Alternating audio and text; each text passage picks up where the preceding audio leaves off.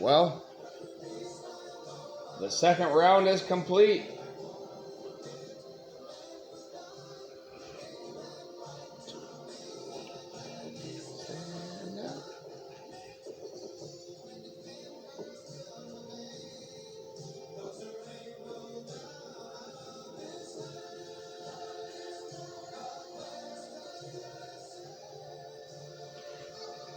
Thank you, veterans, for allowing us to have an NFL draft and be a free country and play these players. Have a draft in the NFL instead of a draft in the military.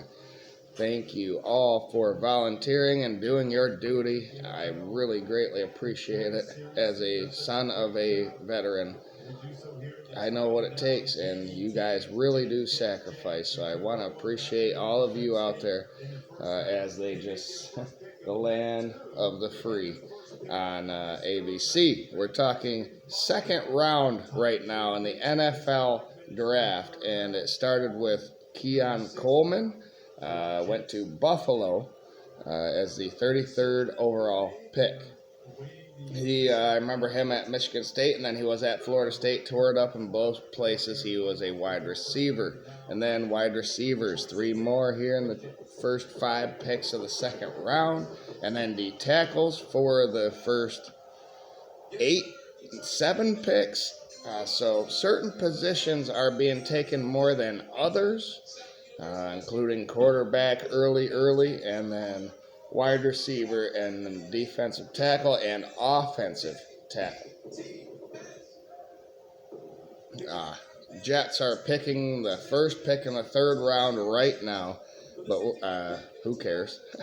So Atlanta took a defensive tackle, Washington took a defensive tackle, New England took a wide receiver.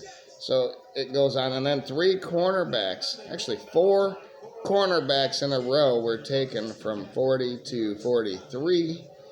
So Detroit probably got the best one of those those last season, but they did draft another one here in this second round in Ennis Rakeshaw Jr. from Missouri. Athletic player, has a motor.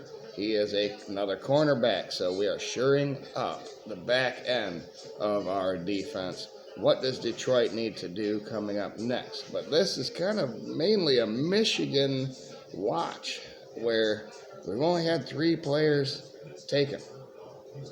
So at number 46, Carolina took Jonathan Brooks, who was the first running back drafted from Texas.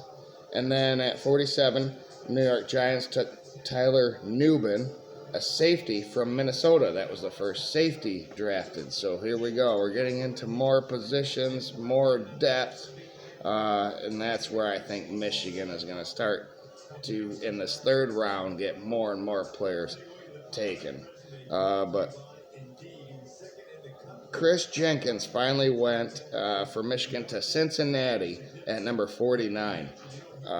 He was a defensive tackle, great one. Michigan's second player to J.J. McCarthy, taken in this draft. J.J. McCarthy went top 10, number 10 overall last night. Mike Sainristil went right after Chris Jenkins, and I was like, I had a little bit of hope. Maybe some more people are going to start taking these Michigan players, but they don't care about winning. They're taking the 8th, 9th cornerback or offensive tackle instead, filling needs. And I didn't know they needed so many wide receivers in the NFL. Of course, there's like 4 or 5 of them on a single team that play on a single play nowadays, because that's what the NFL is. Michigan will start getting more players, I think, in the third round. Mike Sainristil went number 50 overall. So Michigan had 3 top 50 players drafted. Defensive back, Michigan's third player. All right, and then we had a center, a wide receiver again. Number 53 was the second tight end taken tonight. Brock Bowers was taken in the first round last night. And then you got to 55, where Miami took Patrick Paul from Houston, an offensive tackle. The first offensive tackle tonight after 7 or 8 last night. So, like I said, basically 4 positions everyone's after. Edge is another big one. Marshawn Nealon, West Virginia, or Western Michigan got drafted, another player from Michigan. But Alabama, Texas, Washington, Georgia, Florida State are all owning this draft with the higher players right now, and we all knew that was going to happen. Next year is when Michigan's going to have the first round players drafted. But I thought we'd have at least one more in the second round. When will Blake Corum go? When will, I'm slipping my mind, Zach Zinter? I thought maybe Detroit would go get Zach Zinter, offensive lineman, to shore up and protect Goff if we are going to sign him. So a lot of Michigan players projected. I don't think it's going to be the 20 that Harbaugh said. I don't even think it's going to be the 17 that I thought would go now at the rate this is going. Maybe it is. Maybe I'll be surprised. But the record is 15 from the University of Georgia recently. So can we beat it? That's what I want to know. I'll stay tuned to the 3rd, 4th, and 5th, and 6th, 7th rounds. Plenty more rounds, 5 more of them. So we'll see how many Michigan players go.